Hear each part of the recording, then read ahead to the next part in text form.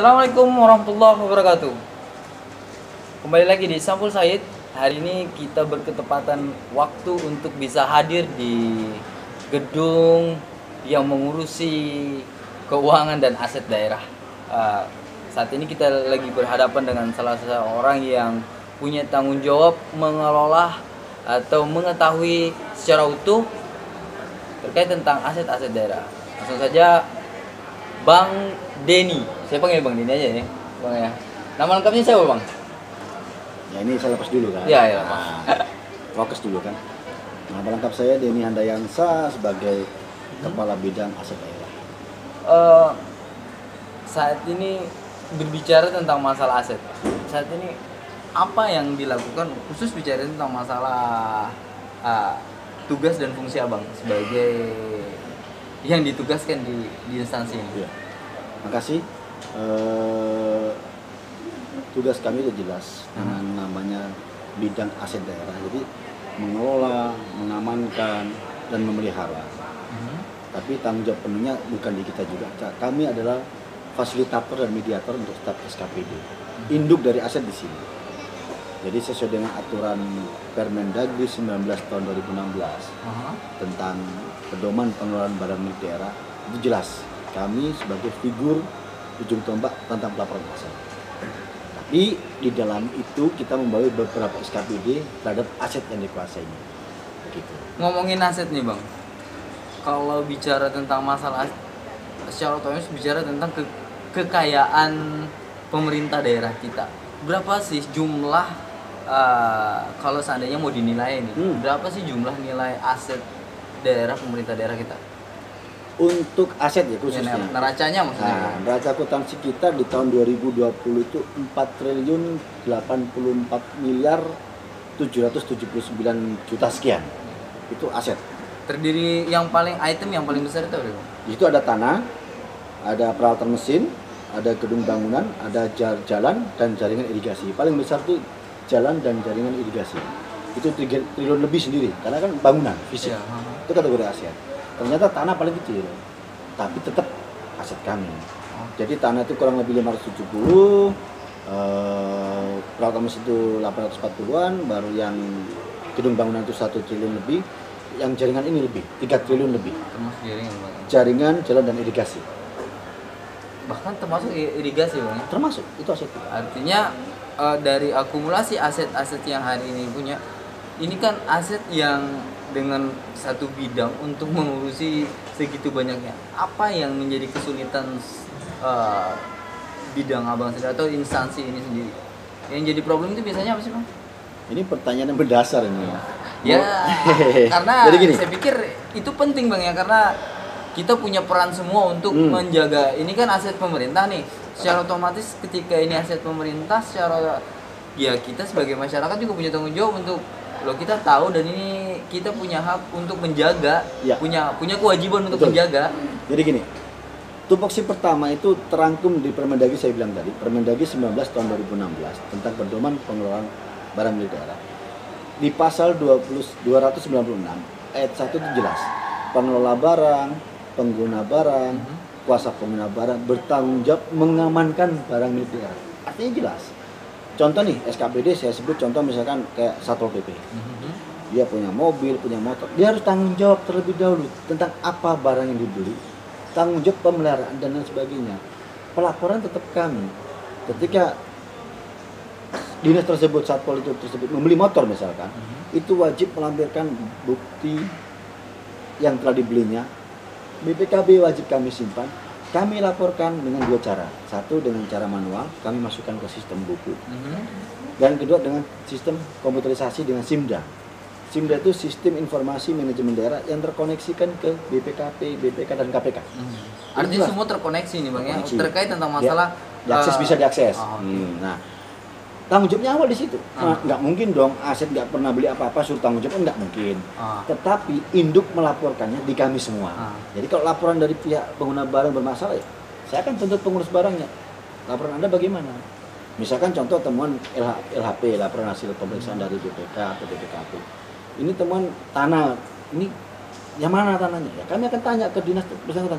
Anda melaporkan tanah ini di mana?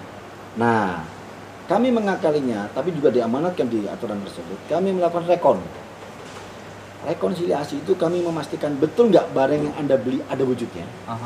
Betul nggak barang yang Anda bayar sesuai dengan peruntukannya. Itu akan kami cek. Itu tugas kami juga. Artinya koordinasi lintas dinas ataupun lintas instansi itu dilakukan terkait tentang masalah penjagaan aset sendiri. Wajib. Bahkan di Permendagri terbaru, Permendagri 47 tahun 2021 tentang tata cara pelaporan pembukuan inventarisasi barang milik daerah.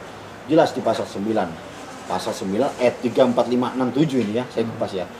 Itu wajib melaporkan tentang kode subkegiatan, uraian subkegiatan, harga atribusi, harga barang, ton perolehan, kodifikasi barang, itu harus dilaporkan. Siapa melakukan itu dan bagaimana melaporkan? Yang melakukan adalah pengurus barang pengguna dan pengurus barang pembantu. Itu diinputkan. Nah, inputnya bagaimana? Panjang lagi saya ceritakan. Dengan cara sistem elektronik, aplikasi. Kebetulan ini sudah ada launching per tanggal 22 September kemarin. Tanggal 30 September di Jakarta, Merkur Ancol kami ikut ke sana. Diwajibkan untuk melakukan input itu dengan sistem EBMD, elektronik barang milik daerah. Tapi ini masih trial. Andai tidak dilakukan dengan cara aplikasi, bisa dilakukan dengan lembar pernyataan verifikasi, kertas kerja. Itu boleh kita. Di situ wajib dicantumkan uraian barang yang dibeli untuk dijadikan bukti pembayaran oleh kami. Itu aturan terbarunya. Jadi nyaman kita nanti ke depan. Oke, mungkin gitu Bang. Dengan beberapa hal yang Abang sampaikan terkait tentang masalah penjagaan aset. Ini kan ikut sertakan manusia. Manusia dalam arti lintas instansi. Lintas instansi ini kan rada rumit Bang ya. Karena seorang atau pimpinan seorang kabid untuk mengurusi instansi-instansi lain kan itu ada komunikasi mungkin ya oke lah. Saya pikir dengan person to person mungkin baik, tapi kalau penjagaan aset di lintasnya ada nggak sih yang ngeyel? Ada pasti. Yang jelas kita udah lakukan surat edaran. Apa yang biasa jadi problem Bang untuk masalah aset sendiri di instansi-instansi kita? Pengurus barang yang berganti-ganti dan juga barang yang dikuasai pihak ketiga. Ntar dulu Bang, ganti-ganti gimana nih? Misalkan pengurus barang tahun ini si A, tahun depan si B, itu sudah beda cara kerjanya. Sedangkan kita mendidik pengurus barang itu agar settle, bisa memahami karakter aset bagaimana, pelaporannya bagaimana, data ini masuk ke sistem kami dengan baik. Tapi alhamdulillah progres ke aset kami udah agak lebih baik karena kita coba melakukan penatausahaan gimana cara administrasi baik dengan cara saya katakan rekonsiliasi. Kita lakukan tiap tahun 2 kali per semester. Jadi semester pertama di bulan Juni kita minta data apa aset yang Anda punya, dan di akhir tahun kita minta aset apa yang Anda punya lagi. Artinya kita klopkan, betul nggak? Kita cek lagi ke lapangan. Nah, itu mengunci agar benar-benar yang dilaporkan ada. Aset itu tetap ada gitu ya. Wujudnya masih ada gitu. Ya. Bang, ini bicara tentang masalah aset menarik nih. Kan dia punya jenjang waktu Bang ya. Saya pikir barang-barang seperti meja, kursi, terus kelengkapan-kelengkapan lain, bahkan kendaraan sekalipun itu punya fase waktu tersendiri. Fase itu akan habis waktunya ketika memang sudah tidak bisa dipakai atau memang sudah masuk kategori sudah tidak layak pada posisi bisa difungsikan, atau memang ada kriteria itu bisa di-sparekan deh, udah deh kasih keluar deh, kita ganti yang baru agak karena kebutuhan kita kayaknya butuh yang baru, atau keinginan sendiri kah? Ada nggak ya? Kan saya pikir kita akan berhadapan dengan hal-hal yang begitu Bang. Kalau bahasa kami itu masa manfaat. Maksudnya masa manfaat? Masa ekonomis gitu. Oke. Jadi di aturan Permendagri jelas masa manfaat mobil kayak seperti mobil bupati gitu ya.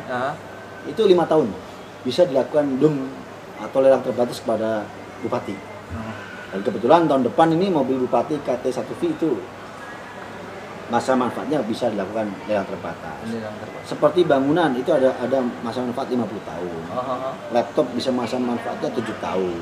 Kita lihat ada laporan tersendiri tentang akuntansi tersebut yang membatasi batas-batas masa manfaat, ada aturannya.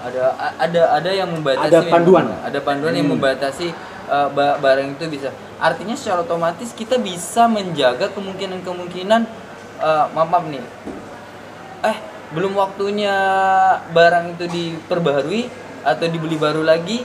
Contoh nih meja, analoginya gini. Meja ini masih baik nih dengan kriteria bahwa dari aset pastinya kan menilai gitu Bang ya. Iya, Apakah ini berjalan atau tidak Bang di dinas-dinas kita? bisa. Kita melakukan ada namanya RKBMD, Aha. rencana kebutuhan barang milik daerah. Jadi Aha. RKBMD itu kebutuhan setiap SKPD harus terlaporkan ke kami, Aha. wajib terlaporkan. Saat ini terjadi nggak Bang? Kami lakukan proses ke depan adalah proses harus sharing antara kita dengan teman-teman ada di legislatif. Untuk menjaga Bang ya. Ya karena persetujuan anggaran kan harus dari kita juga dasarnya. Aha. Data apa yang akan dibeli kan dari kita. Konsultasi ke Bapitbang segala macam. Contoh mau pengadaan meja. Kita lihat beban kerja Anda dengan jumlah kapasitas pegawai Anda berapa. Nggak mungkin dong jumlah 10 Anda minta kursi 20. Oh, iya. Kita kan cek. Oh data Anda kursi 10, meja 10. Kok Anda beli 10 meja lagi kok nggak pernah mengikuti kursi? Kan kita cek lagi. Ya. Kita bisa cut di situ. Namanya RKBMD, Rencana Kebutuhan Barang Milik Daerah. Itu ditugas kami. Ada namanya di Kasubit Perencanaan dan Inventarisasi Aset. Beberapa waktu lalu saya sempat jalan bareng ke tempat atau gudang gitu.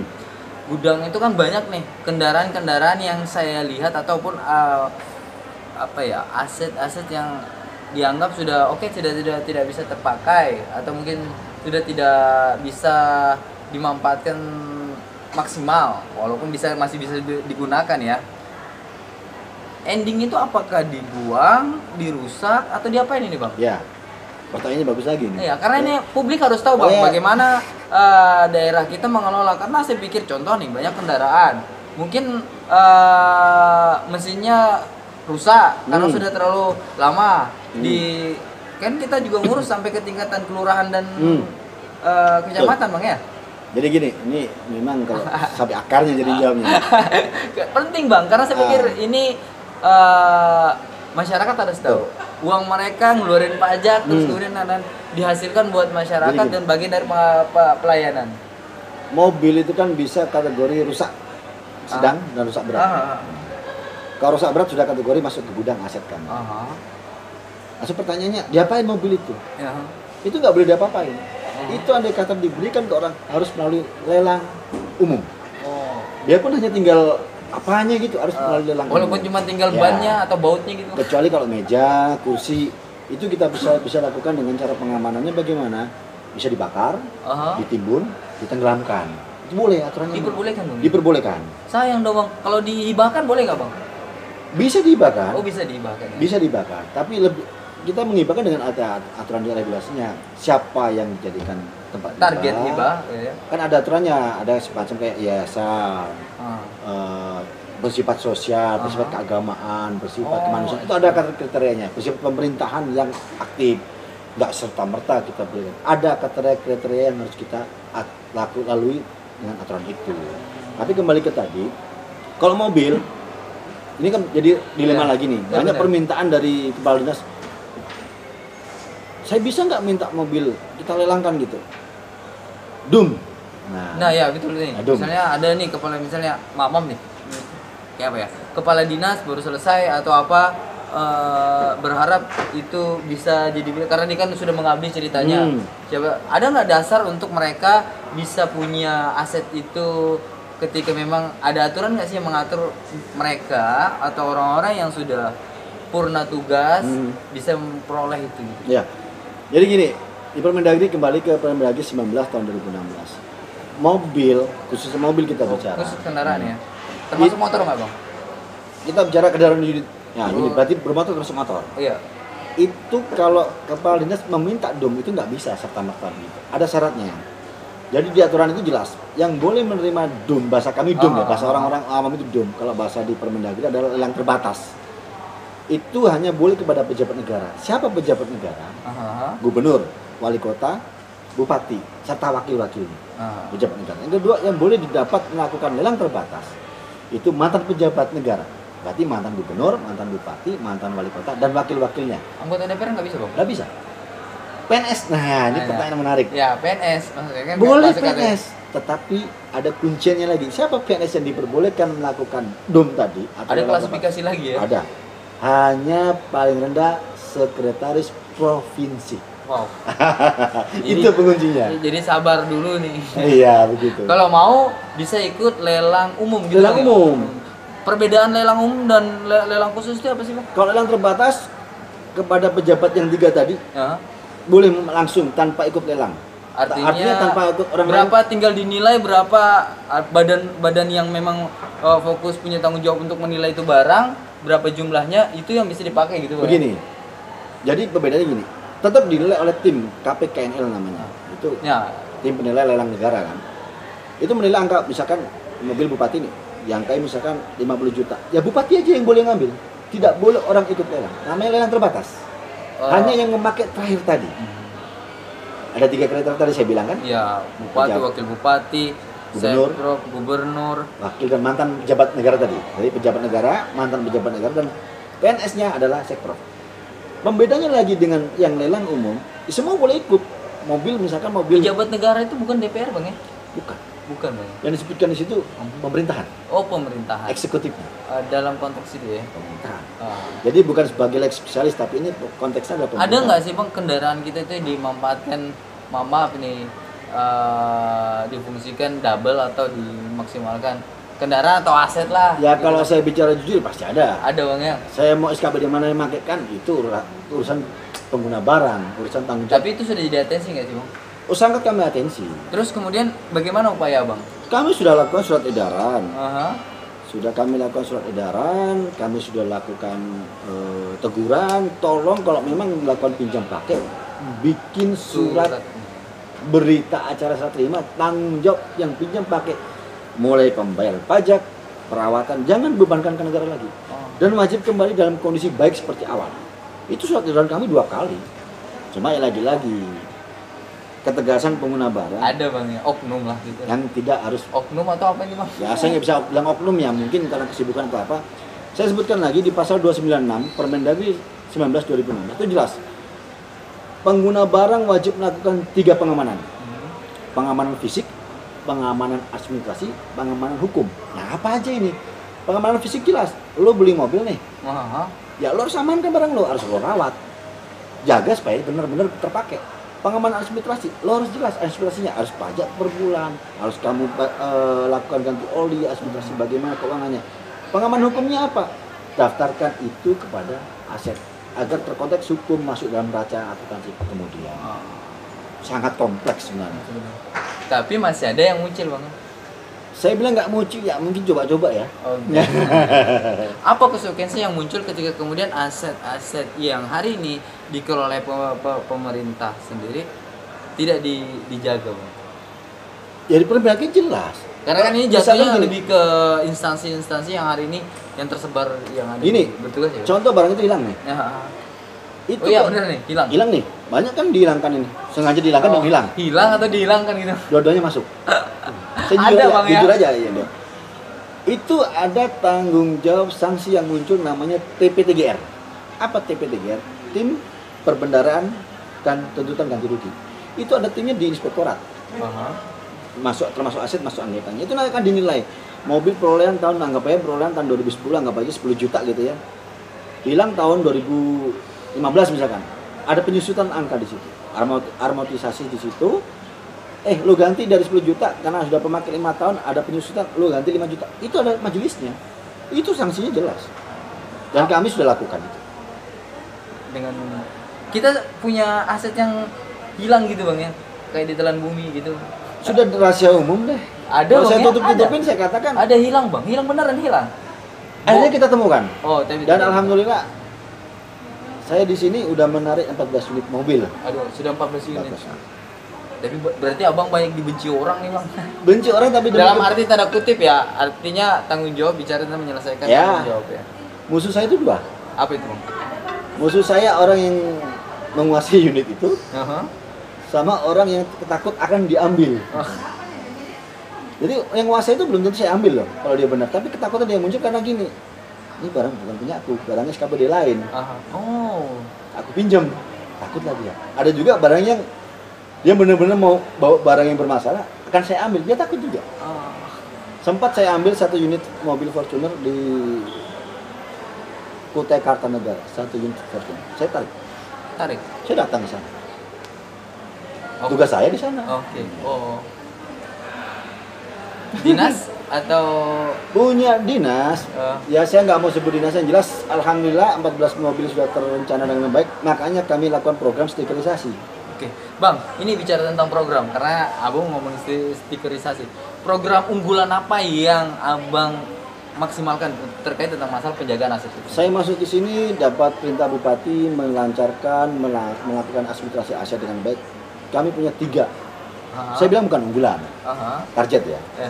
Dalam konteks kami kerja tim, ada 3 kasubit saya, kasubit perencanaan dan inventarisasi aset, ada kabit pengamanan dan pengawasan aset, dan kabit dan kasubit pemanfaatan dan penghapusan aset. Kami kolaborasinya akhirnya memunculkan satu gagasan dan saya coba komando di situ. Stikerisasi, kenapa saya bilang stikerisasi? Satu, agar penatausahaan mobil jelas tertata. Memang ada stiker dari kabupaten lain, tapi tidak menyebutkan seperti kita. Kita pertama di Kalimantan Timur yang menyantumkan nomor polisi di stiker. Kita mencantumkan kode barang di stiker. Kita mencantumkan kode ya kayak meja ini gitu ya. Kalau yang lain-lain kan di kabupaten kota lain kan hanya stiker logo SKPD doang. Kalau kami lengkap. Dan kami perdakan. Maaf, kami perbuka. Ada perbuka. Ada untuk menguji pelaksanaan teknis. Itu program pertama. Program kedua running, tapi running ini terkendala banyak faktor. Running maksudnya gimana? Kami sedang berprogres untuk menuju ke arah itu. Barcode. Ya, kalau dibilang saya mengatakan memakai nama bupati, iya. Kalau nama yang saya berikan itu si Bapak AGM. Itu nama programnya, Bang? Nama programnya. Sistem Informasi Barcode. Pengamanan, pengendalian, pengawasan aset kabupaten. Auto Google Map. Ini bakal di launching nih, Bang. Running. Ya banyak faktor. Kapan target nih, Bang? Saya bilang target harusnya tahun ini, tapi kan faktornya banyak nih. Harus bicara infrastruktur, anggaran, sumber daya manusia, dan pelatihan-pelatihan yang harus kita butuhkan. Tapi itu running nggak apa-apa. Andai kata saya nggak di sini pun, saya berharap itu berjalan gitu. Kenapa itu?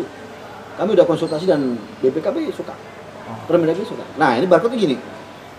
Stikerisasi ke depan, kalau memang running ini jalan, itu akan ada barcode. Orang nggak perlu bingung melihat punya siapa ini. Dengan HP dengan canggih sekarang ada QR, bisa di-scan. Oh yang pakai misalkan sekretaris dinas. Oh yang pakai si ACB kelihatan. Ngapain mobil ini di sini? Oh ini sudah bayar pajak.